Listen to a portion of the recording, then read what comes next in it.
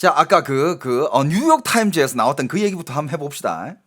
트럼프의 전쟁이 이란을 세계 강국으로 만들고 있다. 이런 칼럼이 나왔어. 거기서 어떤 표현이냐면 이란이 세계의 강국이라는 거야. 물론 이란이 세계의 강국이었던 시절이 있었죠. 옛날에 미국이랑 아주 친하게 지냈을 때. 자, 그 기사에 보면 미국, 중국, 러시아라는 3대 세계 권력의 중심 외에 제4의 중심이 부상하고 있는데 그것이 바로 이란이라는 거야.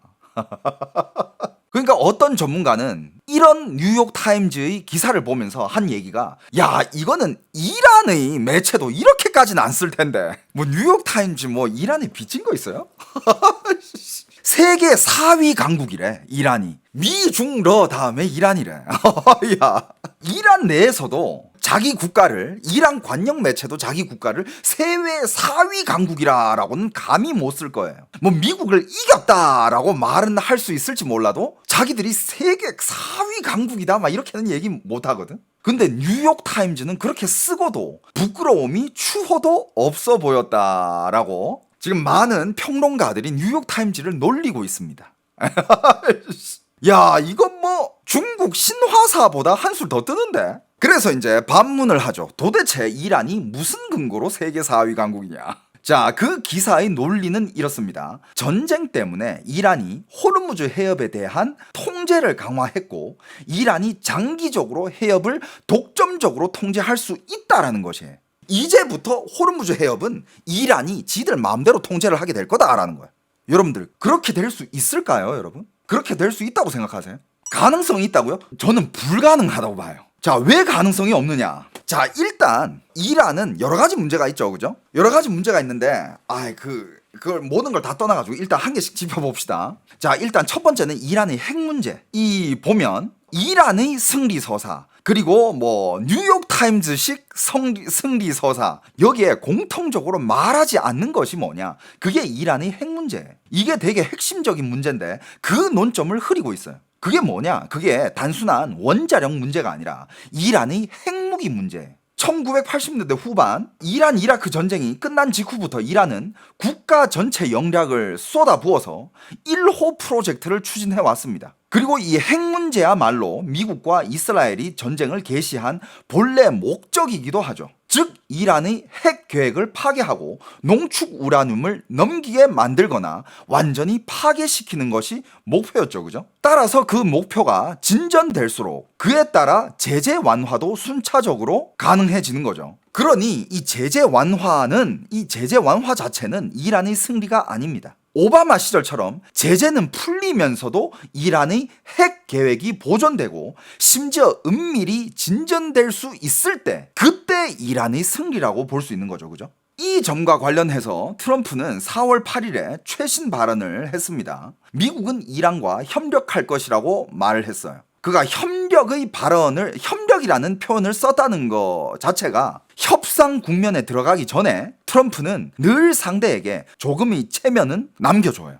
그리고 결국 이란은 미군이 들어오는 것을 허용하도록 강요받을 가능성이 크다라고 추측을 합니다. 미군이 들어가서 무엇을 하냐? 지하 깊숙이 파묻힌 잔해를 파내 가져가는 것이죠. 그게 뭐냐면 이제 이란이 그 B2 폭격기가 폭격한 핵시설 밑에 묻혀있는 매몰된 농축 우라늄을 뜻하는 걸로 보입니다. 그리고 아까 제가 얘기했잖아요. 호르무즈 해협을 이란이 완전 통제한다? 전 그건 불가능하다고 봐요. 왜냐하면 제가 불가능하다고 보는 게 아니라 그냥 상식적으로 봤을 때, 예를 들어서 미군이 거기서 손을 뗀다고 쳐요. 손 뗄 일도 없겠지만, 근데 만약에 진짜 손을 뗀다고 했을 때 그럼 이제 그 호르무즈 관련되어 있는 거기에 잡혀 있는 모든 나라들은 그럼 그냥 이란에 따르겠습니다 이렇게 할 것 같아.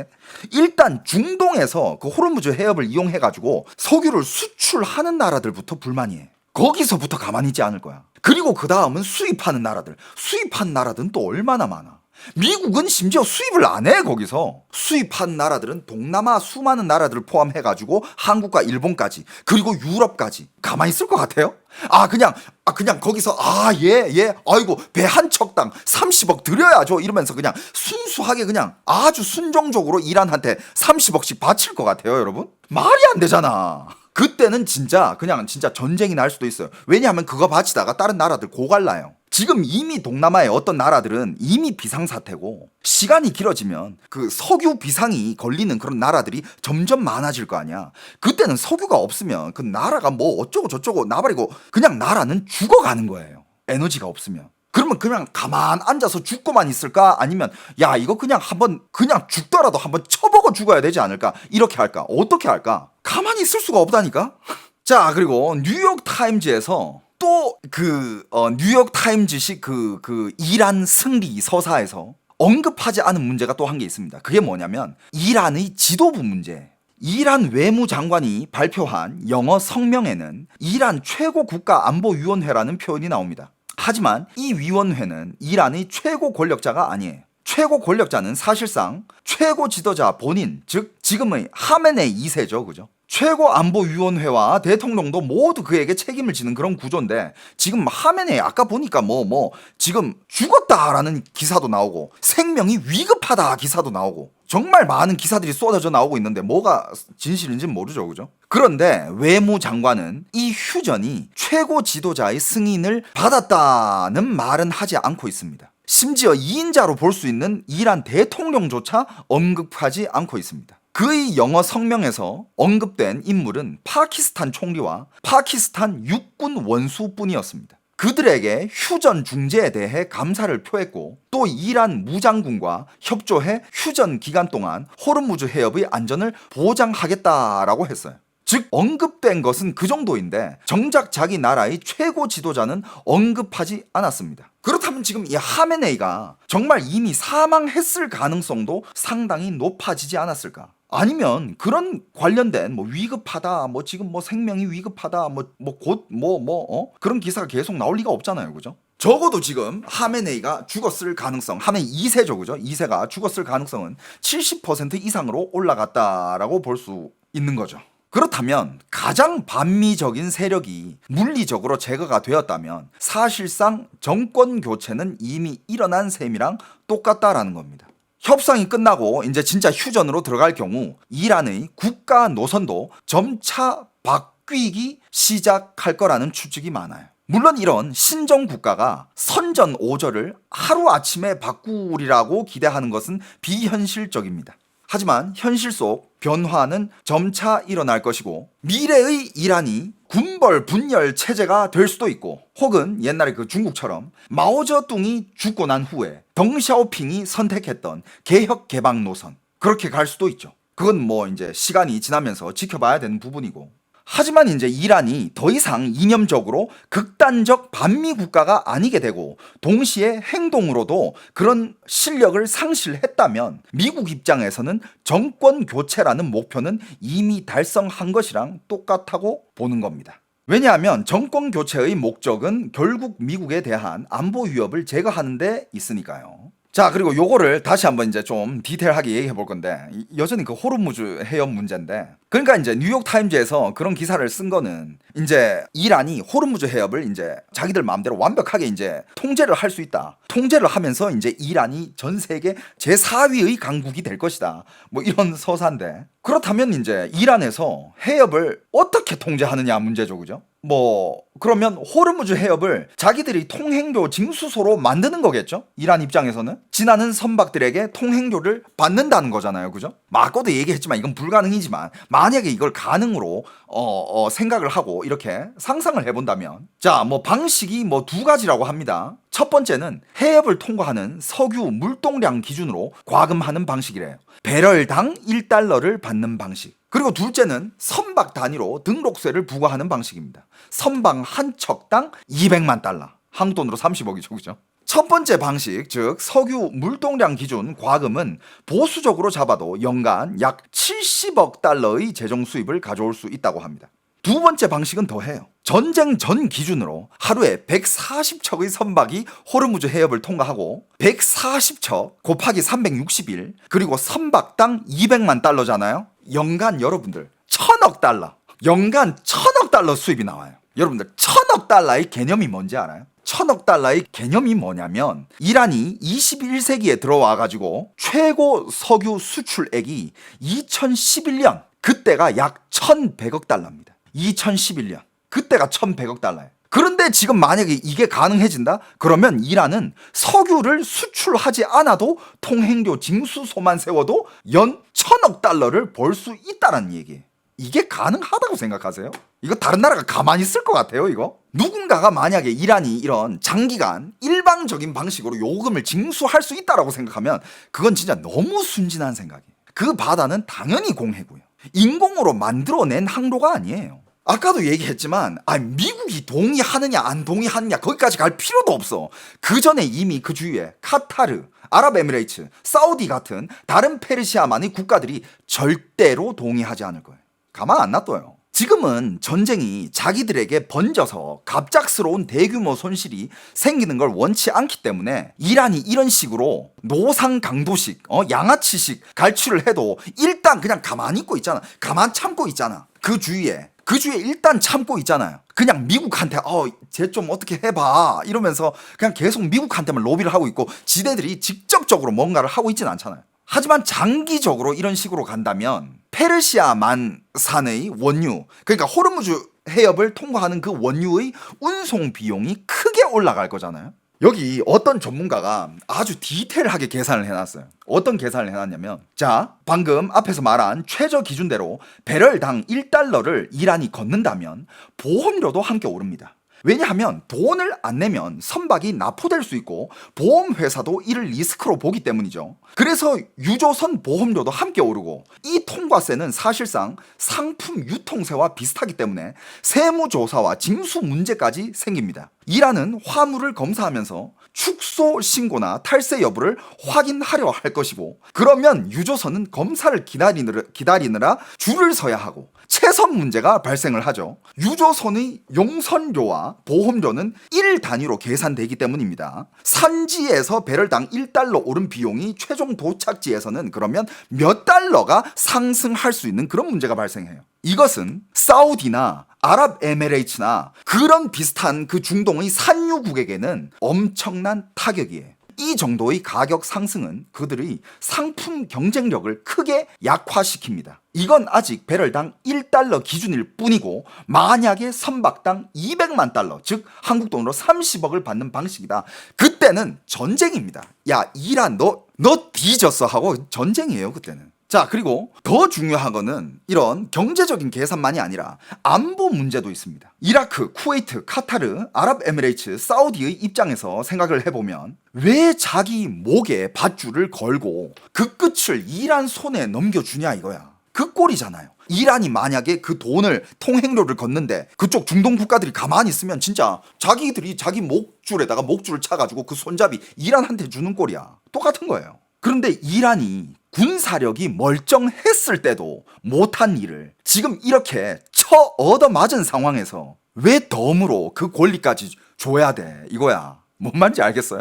옛날에 이란이 국방력이 완강했을 때도 그렇게 목줄을 준 적이 없는데 지금 이란 쳐맞을 대로 쳐맞았는데 뭐 호르무즈 해협 통행료를 걷게끔 놔둔다고? 말이 안 돼요. 그냥 안 움직일 뿐이야. 아직까지는 더 큰 훼손이나 더 큰 손해를 볼까봐. 그리고 이 해협 통행료 제도의 본질적인 문제가 뭡니까? 갈취하는 거예요. 갈취야. 맞잖아요. 옛날에 통행료가 없었는데 이건 갈취예요, 갈취. 근데 여러분들, 이런 갈취형 무역 시스템은요, 역사에도 있었어요.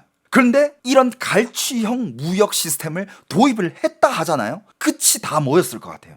다 전쟁으로 끝이 났습니다. 예외가 없어요. 가장 그렇게 해보려고 했던 나라가 옛날에 포르투갈이랑 네덜란드가 있었습니다. 그들은 향신료 산지를 통제하고 동시에 핵심 무역로와 중개 거점을 장악해 가격을 좌지우지하려고 했습니다. 그러면 가만히 앉아서 큰 돈을 벌 수 있기 때문이죠. 산지의 총 생산량을 그 작은 나라들 스스로 다 소화할 수는 없었기 때문에 산지를 점령한 뒤 다른 나라 상선들에게 자신들이 고른 뒤 남긴 물량을 비싼 값에 사가라고 요구할 수 있었습니다. 그리고 나서 말라카 해협, 아덴만과 홍해 사이의 만데브 해협 같은 전략 요충지를 장악하면 지나는 모든 상선에게 통행료를 받을 수 있었죠. 그 목표에 가장 근접했던 나라가 네덜란드였는데, 왜냐하면 고급 향신료인 육두구와 메이스의 산지가 인도네시아 말루쿠 제도의 몇몇 작은 섬에 극도로 제한돼 있었기 때문입니다. 그 산지들만 점령하면 공급을 장악할 수 있었던 거예요. 후추는 인도 남서부 등에도 생산지가 있어 독점이 더 어려워졌지만, 어쨌든 포르투갈과 네덜란드 같은 이런 나라들이 이런 갈취형 무역 제도를 장기간 유지하려고 했지만 유지할 수 없었어요. 다 실패로 돌아갔고 전쟁으로 끝났습니다. 포르투갈은 네덜란드한테 밀렸고, 네덜란드는 다시 영국에게 대체가 됐어요.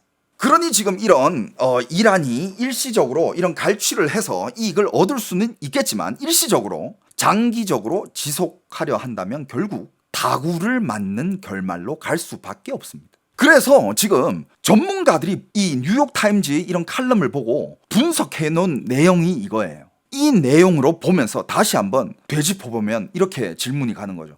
아니, 도대체 저 뉴욕타임즈에 저 칼럼을 쓴 애가 생각이 있는 거냐 없는 거냐? 쟤 박사 맞냐? 이것도 이해 못하냐? 이런 지식도 없으면서 이 칼럼 어떻게 쓴 거냐? 이런 질문이 나오고 있는 상황이에요. 여기 채팅창에 보니까 역사 공부를 많이 하신 분들도 많네. 전 이거 어제 공부했어요.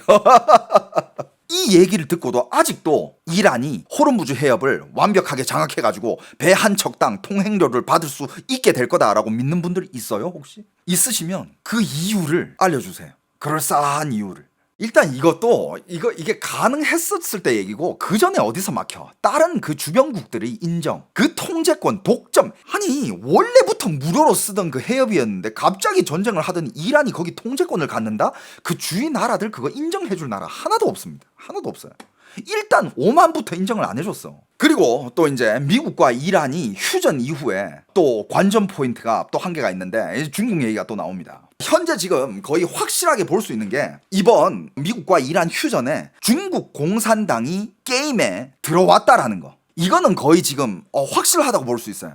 중국이 어느 정도 이란한테 압력을 주지 않았나. 자, 미이란 휴전 중재 과정에서 중국 공산당이 일정한 역할을 했다는 점은 트럼프도 확인을 했어요. 기자가 베이징이 휴전에 어떤 역할을 했느냐라고 묻자 트럼프는 나 그랬다고 들었어 라고 대답을 했어요. 그런데 만약에 휴전에 일정한 역할을 했다면 그 반대로 이란의 전쟁 지속 능력을 지원하는데도 역할을 했을 가능성이 굉장히 크죠. 중요한 전쟁 물자를 제공을 했거나, 심지어 전장에서 정보 지원을 하거나 무기까지 제공했을 가능성도 있습니다. 이것은 앞으로 트럼프가 중국 공산당과 겨루게 될 핵심 쟁전 중에 한 개가 될 것이에요.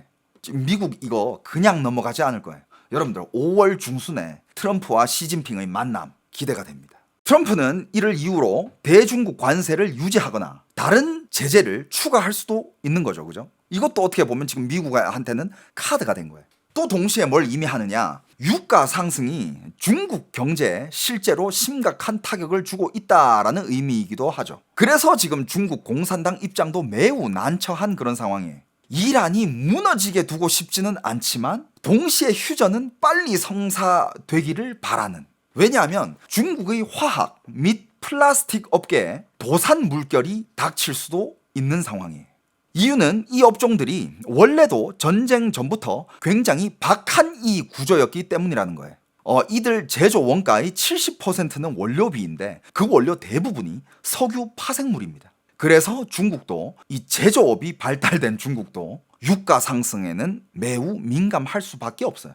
어떻게 생각하십니까? 물론 항상 얘기하지만 저도 어떻게 보면 이게 공부해서 여러분들한테 전달하는 거잖아요. 근데 확실한 거는 국내에서 보는 시선이랑 제 시선은 많이 달라요. 제가 정답이라고 얘기하는 건 아니지만 여러분들도 다양한 시각으로 이 세상을 한번 볼 수 있지 않나 라고 참고를 여러분들한테 제공하는 거예요.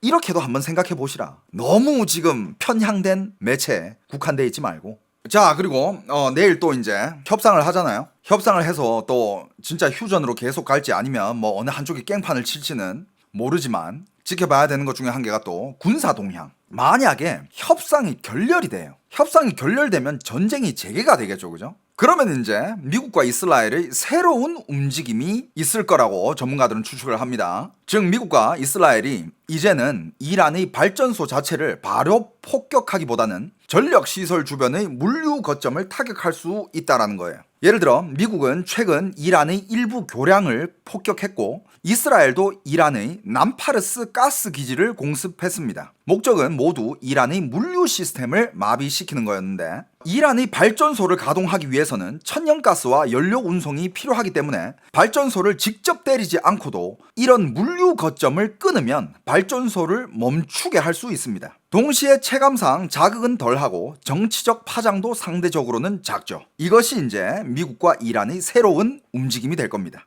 왜냐하면 미국과 이란도 계속 이제 국제사회의 그런 시선이라든지 그리고 정치적 압박이라든지 이런 것도 계속 눈치는 봐야 되거든, 어느 정도. 그리고 또 뭐가 있냐, 미군의 호르무즈 해협 페르시아만 증파 강도도 줄어들지 않고 있습니다. 그래서 요즘 이런 추측까지 나오고 있어요. 이거는 지금 약간 휴전이라기보다는 트럼프가 주먹을 이렇게 내리꽂기 전에 먼저 이렇게 바로 꽂는 게 아니라 뒤로 당겨가지고 지금 힘을 모으고 있다. 힘을 모아가지고 2주 휴전 기간 동안 더 많은 힘을 축적한 뒤 여전히 대규모 지상작전을 단행할 가능성이 있다라고 추측하는 사람도 많아요. 이것도 지켜볼 수 있죠, 그죠? 실제로 이렇게 될지는 모르지만 예를 들면 뭐 이란의 원유기지 하르크 섬을 점령하거나 호르무즈 해협 내 몇몇 섬을 동시에 점령하는 그런 시나리오 저번에 얘기했었죠, 그죠? 그리고 요번에 군사 수행 측면에서 보면 그 며칠 전에 상연된 그 F-15 조종사 구출 작전은 그건 굉장히 인상적이었죠, 그죠? 미군의 강력한 전투력을 보여주는 그런 작전이었어요. 특히 두 번째로 구출된 항공기 탑승 무장체계 장교는 이란의 산악지대에 고립되어 있었는데 미군은 적진을 뚫고 그를 그냥 뚫고 들어가서 데려온 거죠. 이것은 정말 대단한 성과로 평가를 받고 미군이 전우를 절대 버리지 않는다는 약속을 실천했을 뿐, 하지만 자유진영 전체의 사기를 크게 끌어올렸던 그런 작전이었죠. 자, 그리고 그 구출 작전은 또 미국이 굉장히 성공적이었지만 근데 그 사건 자체는 미군에게 어떻게 보면 경고로 울리는 사건이기도 했죠. 이 구출 작전에서 미군은 100대가 넘는 전투기와 특수부대를 동원해 적 후방 깊숙이 침투했고 최대 성과는 사람을 구출했을 뿐만 아니라 추가 인명 손실 없이 임무를 끝냈다라는 점입니다. 하지만 장비 손실도 분명히 꽤 있었습니다. 격추된 F-15 외에도 헬기 2대, A-10 공격기 1대, 수송기 2대, 리퍼 드론 1대, 이걸 이제 미국이 잃었죠. 그중 수송기 2대는 간이 활주로에 착륙한 뒤에 지면에 박혀 움직이지 못해 미군이 스스로 파괴한 것이라고 합니다. 그렇다면 나머지 항공기들은 어떻게 손실이 된 건가? 이란 방공망은 지금 이미 완전히 제거가 됐다고 하지 않았느냐라고 했죠. 그런데 어떻게 미군 기체를 격추할 수 있느냐라는 질문들이 생길 텐데 큰 가능성 중에 한 개는 이란이 휴대용 견착식 방공 미사일을 사용했거나 혹은 지상의 중소형 무기로 격추했을 가능성이 크다라는 거예요. 이것은 즉 어떤 뜻이냐? 이런 휴대용 방공 무기가 미래에도 미군에게 일정한 위협이 될 수 있음을 보여주는 거죠. 왜냐하면 이런 무기는 대형 레이더를 키고 운용할 필요가 없기 때문입니다. 대레이더 미사일이 잘 먹히지 않기 때문이죠. 전자전 억제가 덜 미치는 구역이나 전자 억제에 공백이 생기는 시간대에는 이런 무기들이 작동할 수 있습니다. 물론 이런 소형 방공 무기에도 명확한 한계는 있죠. 고고도 표적은 맞히기가 어렵고 하지만 저공 비행 표적에는 꽤 위협적입니다. 예컨대 지나치게 자신만만하게 너무 낮게 비행하는 전투기나 드론 그리고 이착륙 과정의 헬기 등이 타격 대상이 될 수 있습니다. 미군도 이거는 이제 주의하자라고 이번 사건을 통해 가지고 또 한 단계 더 높은 경계를 가진 그런 군사 동향이 이어지지 않을까. 만약에 결렬이 된다면. 아무튼 내일이 협상이고 일단 휴전 2주였잖아요. 4월 6일부터였으니까 아직 4월 20일까지 대략 아직 한 10일 정도 남았는데 이 10일 동안 내일 또 이제 협상이니까 내일 또 무슨 일이 있는지 한번 보고 또 2주 사이에 또 어떤 일이 일어날지는 또 이제 지켜봐야 되지 않을까. 지켜봅시다, 여러분.